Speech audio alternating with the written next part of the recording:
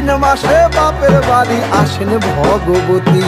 আশ্বিন মাসে বাপের বাড়ি আসেন ভগবতী। বলো গৌরী এলো দেখে জানো, গৌরী এলো দেখে জানো, গৌরী এলো দেখে জানো, গৌরী এলো দেখে জানো। ভবের ভবানী আমার ভবন করিল আলো। গৌরী এলো দেখে জানো, গৌরী এলো দেখে জানো।